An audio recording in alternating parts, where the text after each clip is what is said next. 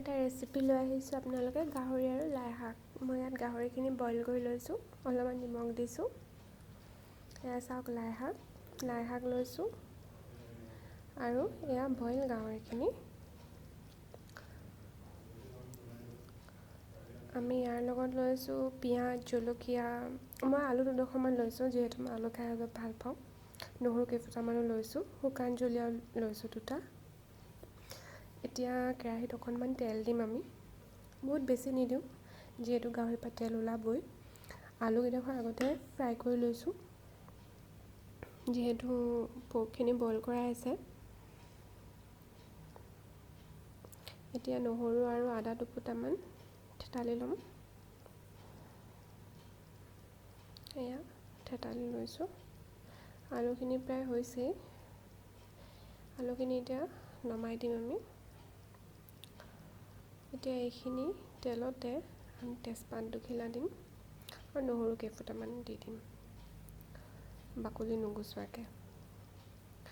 শুকান জলকীয়া 2টা দিছোঁ। এতিয়া ইয়াতে আমি জলকীয়াকেইটা দি দিম, ফালি থৈছিলোঁ এইকেইটা, ৰঙা আৰু কেঁচা জলকীয়া। এতিয়া ইয়াত আমি অলপমান ভজা হোৱাৰ পিছত অলপমান ভাজিব দিব। এতিয়া ইয়াত পিঁয়াজখিনি এড কৰি দিম।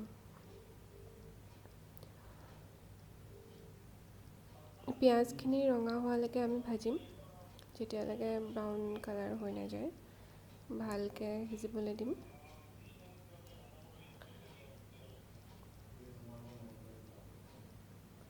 এয়া চাওক লাহে লাহে ব্ৰাউন কালাৰ হ'ব ধৰিছে। এয়া সিজিছে। এতিয়া আমি যে থেতালি থৈছিলোঁ আদা নহৰু পেষ্টখিনি, সেইখিনি দি দিছোঁ আৰু দি ভালকৈ লৰাই দিছোঁ। এইখিনিও আমি ভালকৈ যাতে কেঁচা কেঁচা ভাৱটো নাথাকে তেনেকৈ সিজিবলৈ দিম। এতিয়া মই নিমখ দিছোঁ। নিমখ দি আকৌ ভাজি আছোঁ। অকণমান ভাজা হোৱাৰ পিছত এতিয়া হালধি গুড়ি দি দিম।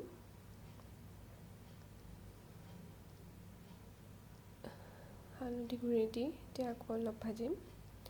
এতিয়া আমি ইয়াত ৰেড চিলি পাউডাৰ দিম অলপ।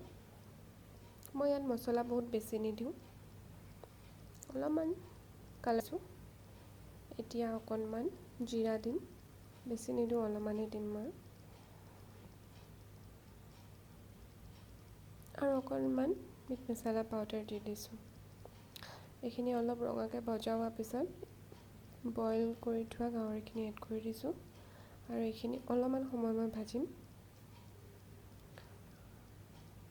যেতিয়া অলপ ভজা হৈছে মই ভাজি থোৱা আলুখিনি ইয়াতে এড কৰি দিছোঁ, নহ'লে পিছত দিলে আকৌ গাহৰিৰ পৰা তেলটো ওলালে মাংসটো শুকাই যাব। এতিয়া ঢাকন মাৰি দিছোঁ।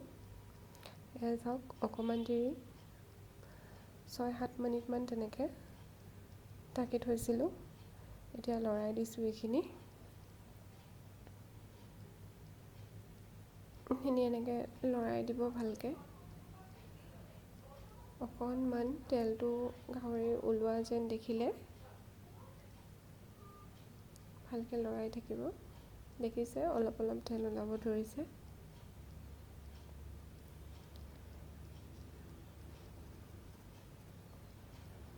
আকৌ লৰাই দিছোঁ। দেখিছেনে তেল ওলাইছে, ওলাব ধৰিছে। কেনেকুৱা লাগিছে বাৰু আপোনালোকৰ? এতিয়া এইখিনি চাওক, লাই শাকখিনি মই হাতেৰে মোহাৰি ইয়াত দি দিছোঁ। সৰু লাই শাক এইখিনি, বৰ লাই শাক নহয়। লাই শাকৰ যিহেতু এতিয়া ছিজন নহয়, এইখিনিয়ে পাইছিলোঁ বজাৰত। লাই শাকখিনি এনেকৈ টুকুৰা টুকুৰা হাতেদি মোহাৰি পিনে ছিঙি দিছোঁ, কাটি দিয়া নাই। লাই শাক এনেকৈ মোহাৰি দিলে বোলে খাবলৈ সোৱাদ হয়।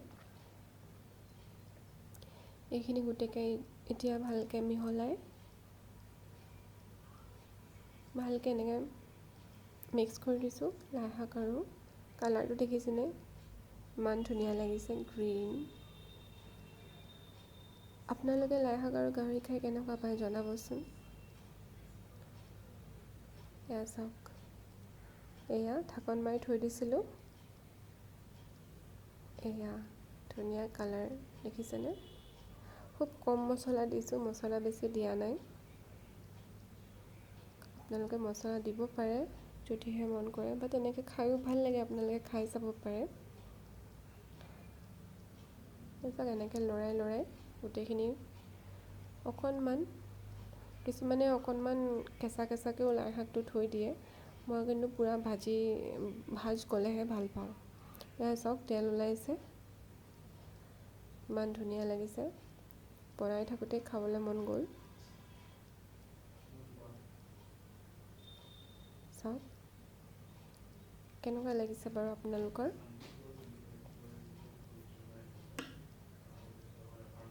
এয়া চাওক আমাৰ লাই শাক আৰু গাহৰি ৰেডি। বহুত বেছি বস্তু নালাগে, সহজতে হয়, খাবলৈও বৰ সোৱাদ। এয়া চাওক আমাৰ গাহৰি লাই শাক ৰেডি হৈ গ'ল। খাওঁ খাওঁ লাগিছেনে বাৰু?